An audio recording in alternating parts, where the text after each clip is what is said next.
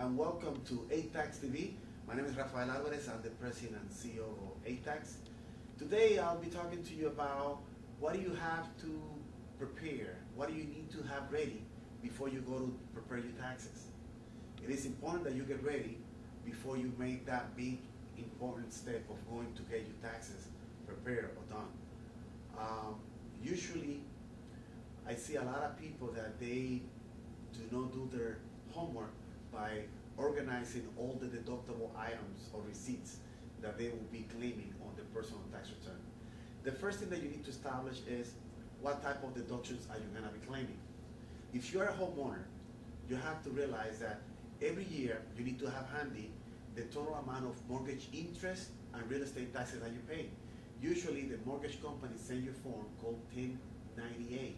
That particular form reports or shows the total interest and taxes that you pay of the property.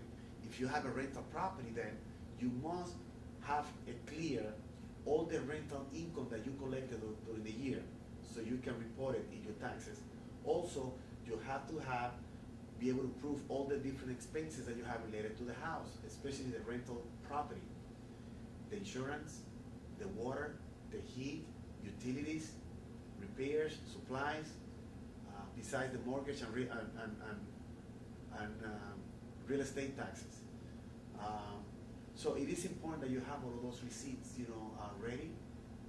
So when you go to prepare the taxes, you will be able to, sustain all of those deductions that you're planning to claim.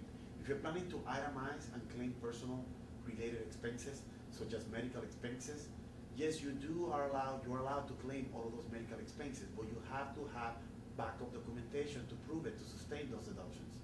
Any prescriptions, any dental work, eyeglasses, dental, medical operations, hospital, etc. In order for you to be able to claim those deductions, you have to have the document, the proof receipts, either canceled checks, contracts, or credit card that will be able to sustain those particular deductions. If you don't, you're taking the risk of being able to select for audits and won't be able to, you will have to pay back whatever deductions you claim. In terms of other deductions such as charitable contributions, you must be able to have at least a letter or receipt from the church or the institution that you are going to be claiming on your taxes. If it is a deduction that you did that was other than cash, let's say you donated a car or clothing from Salvation Army, you must have backup documentation with the value of the property in order for you to claim it. Don't forget that if you're claiming job-related expenses, then you must be able to have the proof to be able to sustain those deductions. If you're claiming expenses related, let's say like your cell phone, then you have to be able to distinguish from the personal use of the cell phone and your business use. If you're claiming a home business office, the same thing.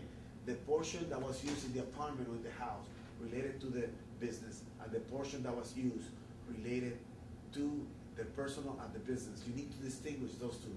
Otherwise, you will have problems if you get selected for audits.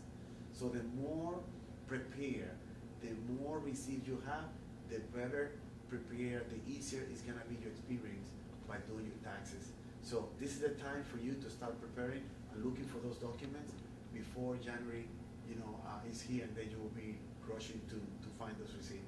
And believe me, if you leave it for the last minute, you won't be able to find it.